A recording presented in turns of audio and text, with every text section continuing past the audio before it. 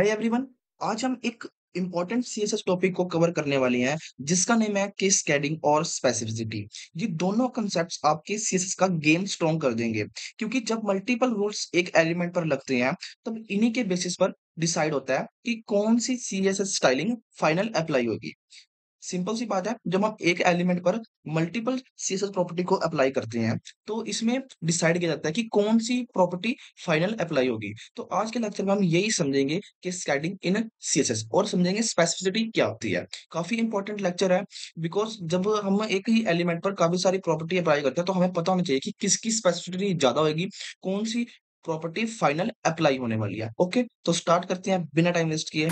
सबसे पहले हम बात करते हैं केस कैडिंग की। केस कैडिंग क्या होता है? केस कैडिंग का मतलब होता है कि एक के बाद एक गिरते हुए लेयर्स। ओके, तो सीएसएस में इसका मतलब होता है कि जब एक एलिमेंट के लिए मल्टीपल रूल्स होते हैं। कौन से रूल्स? Multiple rules. ठीक है, जब किसी एक एलिमेंट के लिए मल्टीपल रूल्स होते हैं तो ब्राउजर एक ऑर्डर फॉलो करता है। मतलब कि एक ऑर्डर फॉलो करता है डिसाइड करने के लिए कौन सा रूल्स लास्ट में अप्लाई होगा। ओके, जब एक एलिमेंट के ऊपर, फॉर एग्जांपल्स के लिए मेरे पास एक H1 है, इसके ऊपर मैं मल्टीपल्स क्या रूल्स अप्लाई कर रहा हूँ सीएसएस के, तो मेरा जो ब्राउजर है वो क्या करेगा? एक ऑर्डर फॉलो करेगा। किसके लिए करेगा? कि डिसाइड करने के लिए कौन सा सीएसएस की प्रॉपर्टी है, कौन से रूल्स में लास्ट में अप्लाई होगी। सिंपल सी बात है, एक H1, दोबारा समझाते हैं, एक H1, इसके ऊपर मैंने मल्टीपल्स क्या करे? रूल्स लगाए। ओके, फिर ब्राउजर ने क्या करा? एक ऑर्डर फॉलो करा। कौन सा? केस कैडिंग का। ओके, तो किस लिए फॉलो करा? डिसाइड करने के लिए। डिसाइड करने के लिए कि कौन सा सीएसएस रूल्स लास्ट में अप्लाई होगा उस एलिमेंट के ऊपर। आगे समझ कि केस कैडिंग क्या होती है? एक एलिमेंट के ऊपर मल्टीपल रूल्स को अप्लाई करना। ओके, फिर ब्राउजर डिसाइड करता है कि कौन सा रूल्स लास्ट में अप्लाई होगा। ओके, समझने में थोड़ा कॉम्प्लेक्स लग रहा होगा क्योंकि ये एक इम्पॉर्टेंट टॉपिक है। ओके, तो इसको जब हम एग्जांपल्स में समझेंगे ना, अपने एक एग्जांपल्स के थ्रू वीएस कोड के अंदर, तो हमें ये अच्छे से क्लियर होगा। ओके, तो अभी के लिए हमने याद रखना कि एक H1 जैसे कि एक मेरे पास एलिमेंट है, इसके ऊपर क्या करा मैंने? मल्टीपल्स रूल्स होते हैं। ओके, फिर ब्राउजर डिसाइड करता है कि कौन सा रूल्स लास्ट में अप्लाई होगा। ठीक है, ये होता है केस कैडिंग। तो अभी हम बात कर लेते हैं रूल्स की। रूल्स कौन से होते हैं? रूल्स ऑफ केस कैडिंग। ओके, रूल्स ऑफ केस कैडिंग। तो फर्स्ट हमारे पास आता है इम्पोर्टेंस। ओके, तो इम्पोर्टेंस में क्या करते हैं? एक कीवर्ड यूज होता है जिसको हम अभी अप्लाई करेंगे अपने वेब ब्राउजर के अंदर। तो ये मेरा एक इम्पोर्टेंट कीवर्ड है, इसको समझते हैं अभी। अगर किसी रूल्स में मैं इस कीवर्ड का यूज कर दूं, ठीक है, तो ये क्या होगा? ये सबसे ज्यादा पावरफुल माना जाता है। ओके, तो ये क्या माना जाता है? सबसे पावरफुल माना जाता है। ओके, तो चाहे इसको मैंने फर्स्ट में लिख दिया इंपॉर्टेंट या फिर लास्ट में लिख दिया, कहीं भी लिखा होगा, बट जिस प्रॉपर्टी के आगे जहां पर मैंने ये इंपॉर्टेंट कीवर्ड का यूज करा होगा वो वाली प्रॉपर्टी क्या होगी? अप्लाई। ओके, ये वाली प्रॉपर्टी अप्लाई होगी जिसके अंदर मैंने इस इंपॉर्टेंट का यूज किया है। ओके, उसके बाद आती है स्पेसिफिसिटी।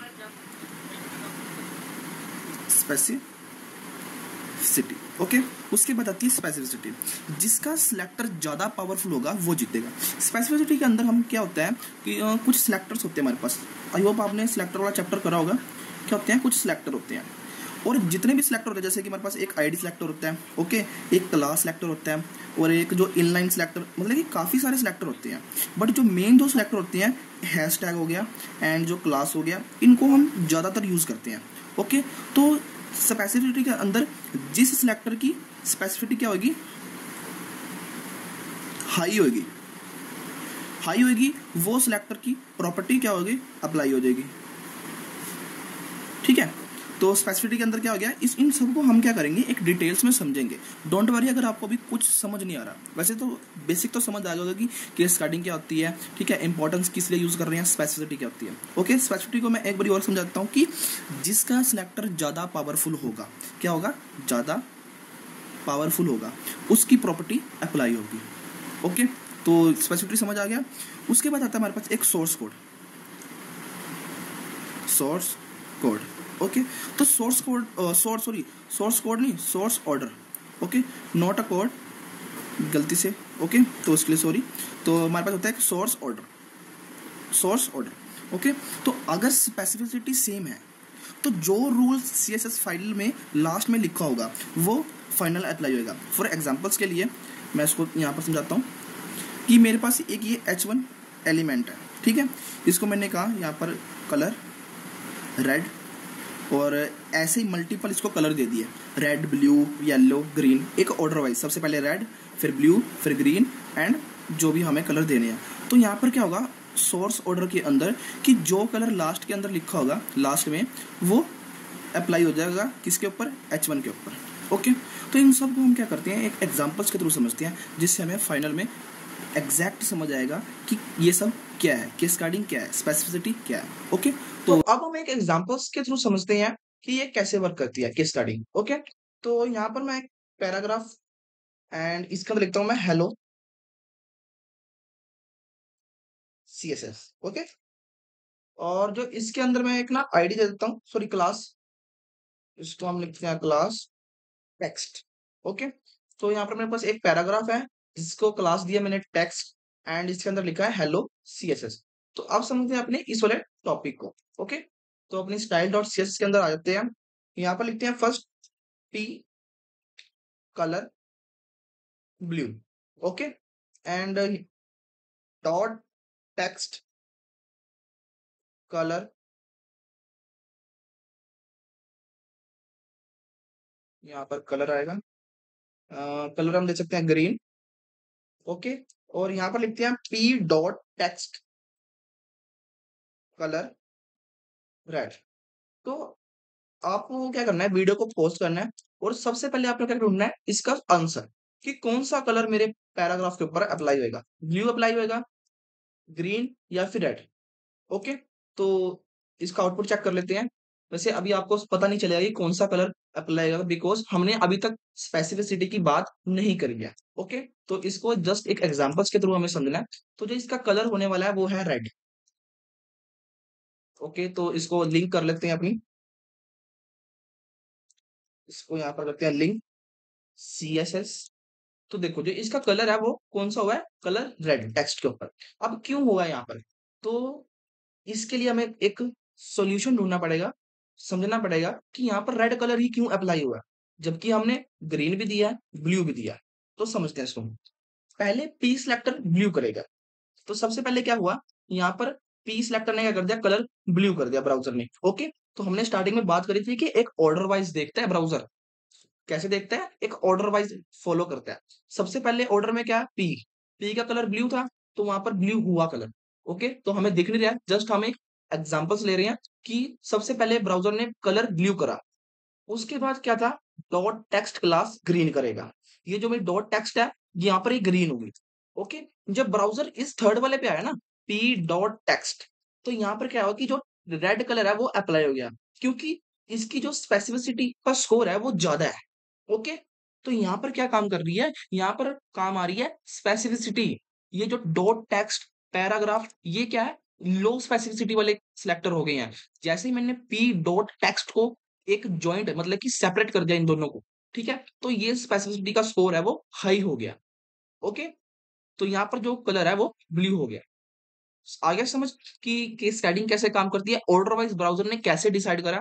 देखो सबसे पहले मेरे पास जो कलर आया होगा वो पक्का ब्लू आया होगा। जैसे ही ब्राउजर ने नेक्स्ट देखा तो ये पैराग्राफ से जो हमारी डॉट टेक्स्ट है वो उसका स्कोर ज्यादा है, तो ब्राउजर ने कलर ग्रीन करा होगा, पक्का ग्रीन करा होगा। ओके, उसके बाद जैसे ही ब्राउजर ने देखा यहाँ पर पी डॉट टेक्स्ट लिखा हुआ है, तो ब्राउजर ने कहा इसकी स्पेसिफिसिटी तो क्या है, हाई है, तो इसलिए ब्राउजर ने इसको कलर रेड कर दिया। ओके, आ गया समझ। तो अब हम अपनी मेन जो कंसेप्ट समझने वाले हैं जिसका नाम है स्पेसिफिसिटी।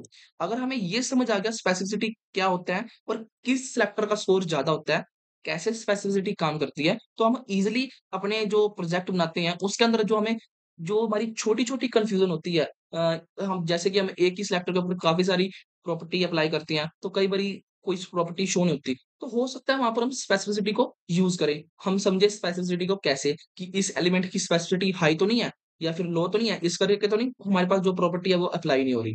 तो इसी को समझने के लिए हम क्या करेंगे, अपनी स्पेसिफिसिटी को समझते हैं। ओके, आई होप आपको ये जो एग्जांपल्स है वो क्लियर हुआ होगा।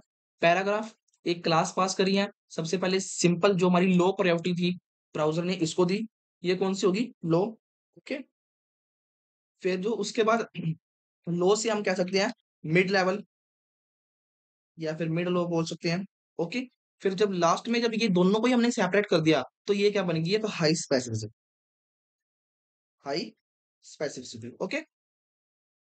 आ गया समझ? तो इसको यहाँ से कर देते हैं रिमूव एंड अपना अब समझते हैं हम स्पेसिफिसिटी को, ओके? तो अब बात करते हैं स्पेसिफिसिटी की। स्पेसिफिसिटी क्या होता है? स्पेसिफिसिटी एक स्कोरिंग सिस्टम है जो बताता है कि कौन सा सिलेक्टर ज़्यादा पावरफुल है। ओके, स्पेसिफिसिटी क्या है? एक स्कोरिंग स्कोरिंग सिस्टम। ये एक स्कोरिंग सिस्टम है और ये क्या बताता है कि कौन सा सिलेक्टर ज़्यादा पावरफुल है। एक सिंपल सी बात है, हाई स्कोर इक्वल टू किसके इक्वल होता है? Higher priority. मतलब कि जिसका जितना स्कोर क्या होगा, हाई होगा, उसको उतनी हाई प्रायोरिटी दी जाएगी। ओके, जिसका लो होगा उसको लो दी जाएगी। ओके, तो सिंपल सी बात है, स्पेसिफिसिटी क्या है? एक स्कोरिंग सिस्टम है जो ये बताता है कि कौन सा सिलेक्टर ज़्यादा पावरफुल है और जिस सिलेक्टर को ज़्यादा हाई स्कोर दिया जाएगा उसकी प्रायोरिटी क्या हाई होएगी, जो अपने CSS प्रॉपर्टी को अप्लाई कर पाएगा एलिमेंट के ऊपर। ओके, समझ आ गया स्पेसिफिसिटी क्या होती है? तो यहाँ पर स्पेसिफिसिटी स्कोर सिस्टम क्या है, इसको यहाँ पर लिख लेते हैं।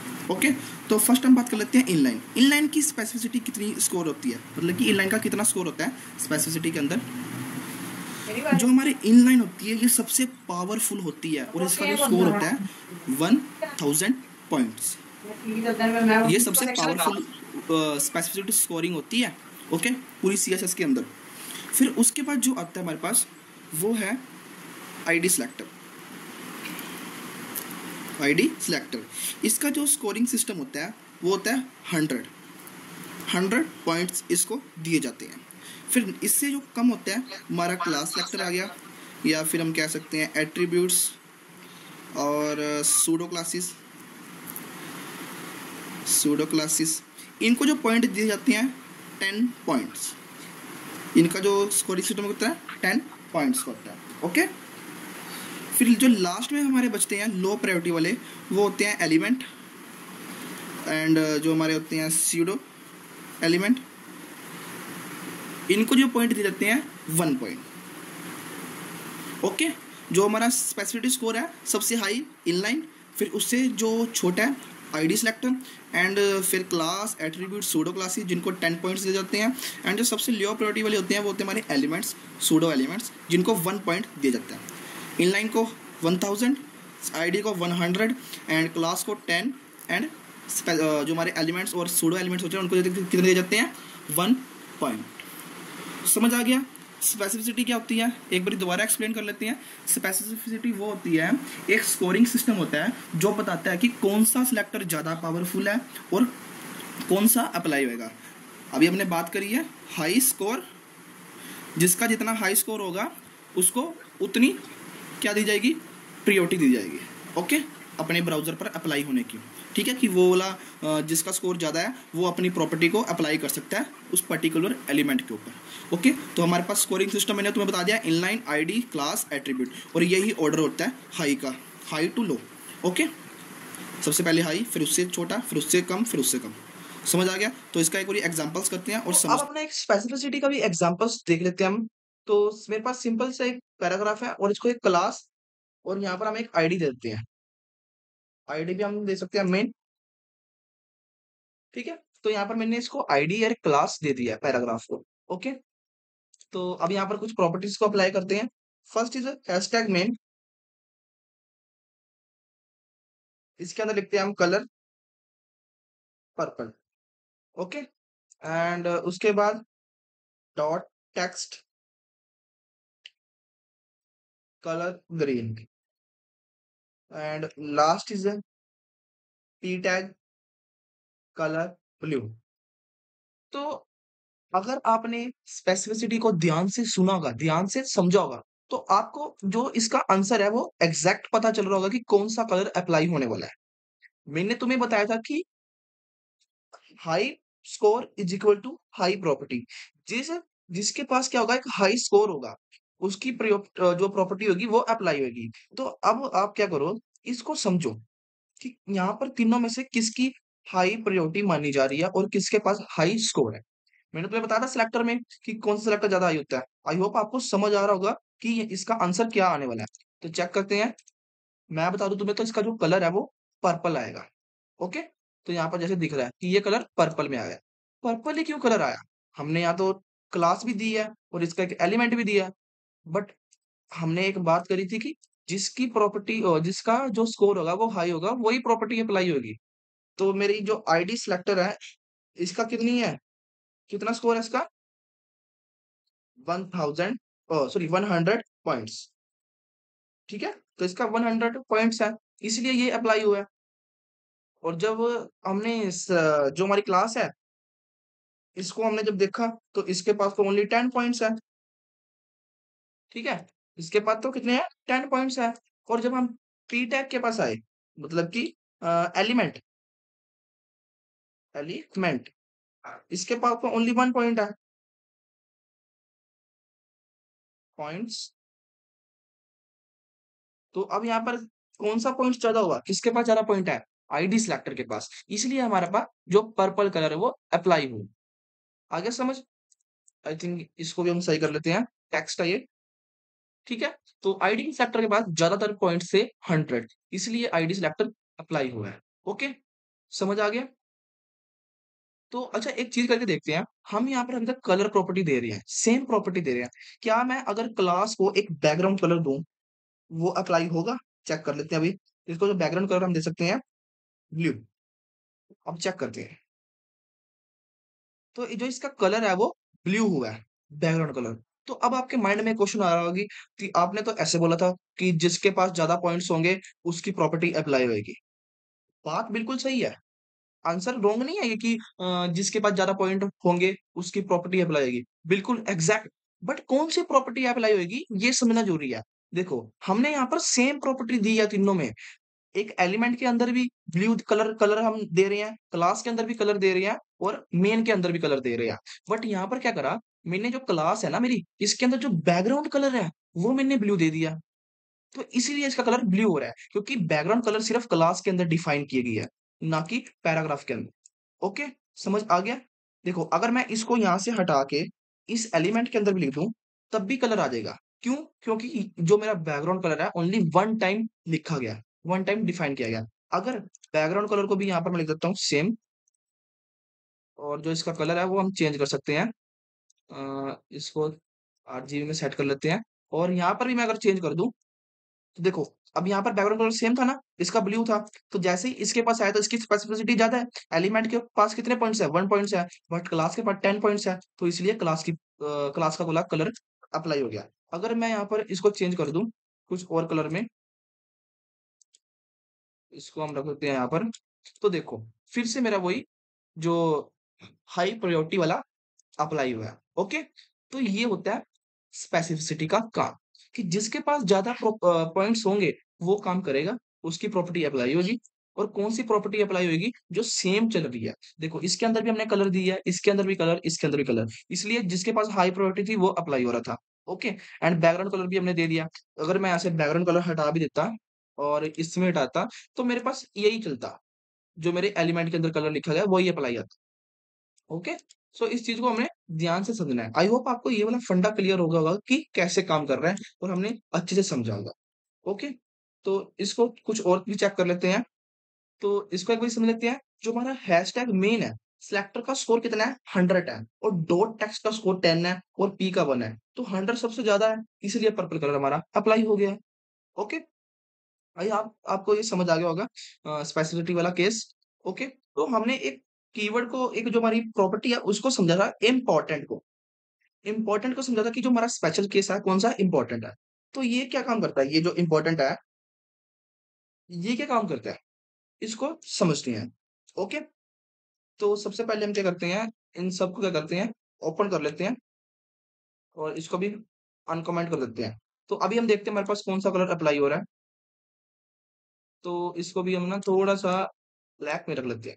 तो अभी तक जो मेरा कलर चल रहा है वो किसका चल रहा है, हैशटैग मेन का मतलब कि हमारा जो आईडी सेलेक्टर है हाई प्रायोरिटी वाला वो चल रहा है।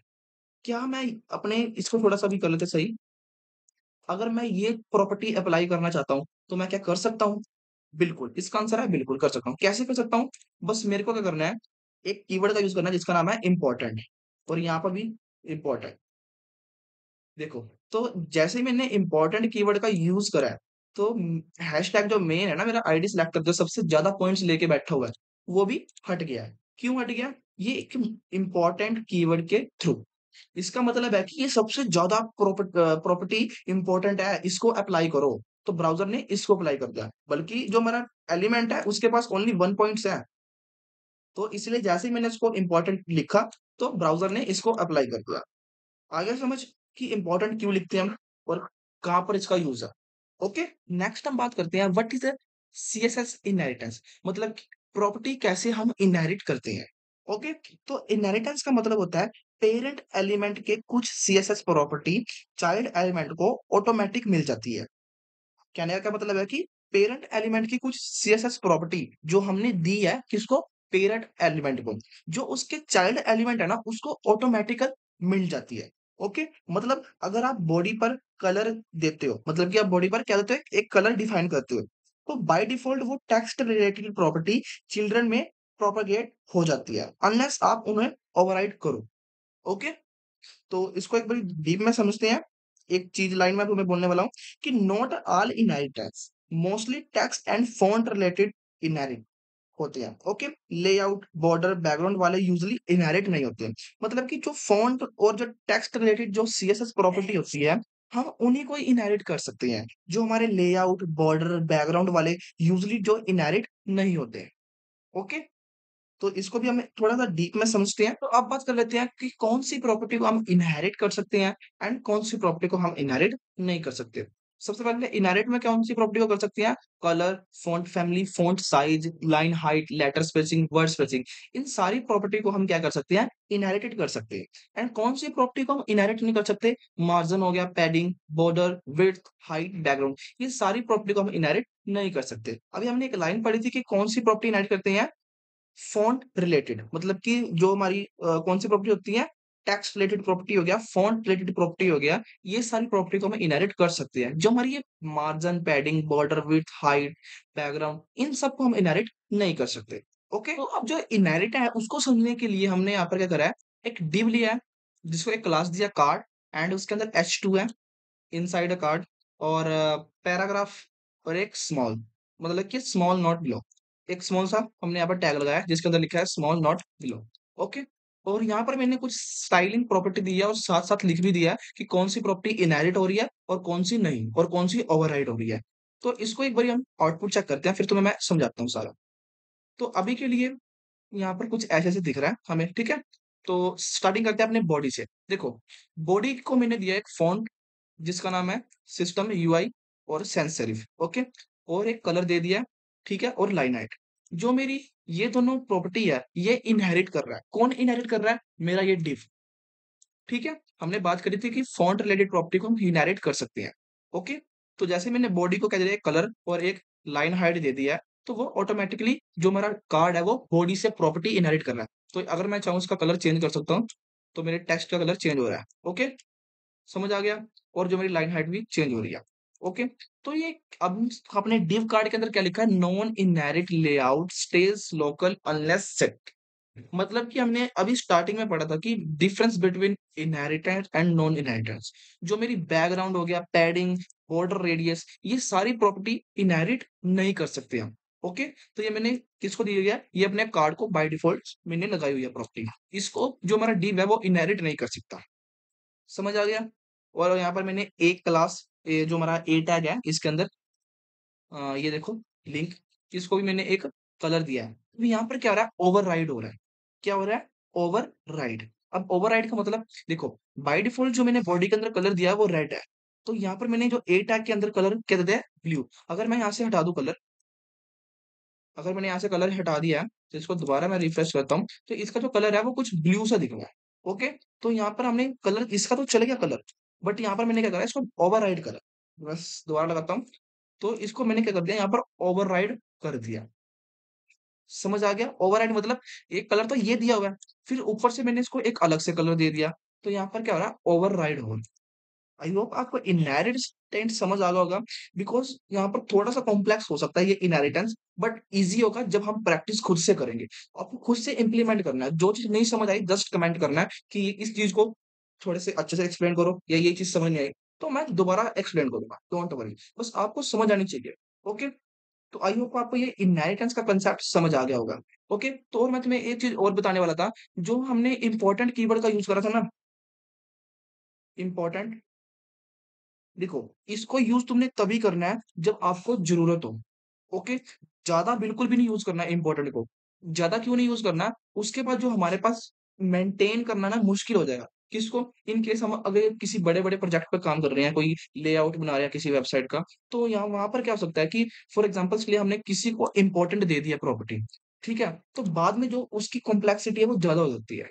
इम्पोर्टेंट का मतलब है कि तुम उसके इम्पोर्टेंट तुमने एक बारी जिस प्रॉपर्टी को लिख दिया, उसके बाद तुम उसके ऊपर चाहे लाख प्रॉपर्टी तुम अप्लाई कर लो, वो नहीं होएगी। क्यों? क्योंकि उसके पास हमने इम्पोर्टेंट कीवर्ड रखा हुआ है, ठीक है? तो इम्पोर्टेंट कीवर्ड को तभी यूज़ करना है जब हमें उसकी ज़रूरत हो, ओके? आई होप आपको केस स्टडी, स्पेसिफिसिटी, इनहेरिटेंस समझ आ गया होगा। अगर आपको यार वीडियो अच्छी लगी तो please like, share, comment and subscribe करना ना भूलना। मैं मिलता हूँ न्यू लेक्चर में, तब तक के लिए keep coding and keep learning.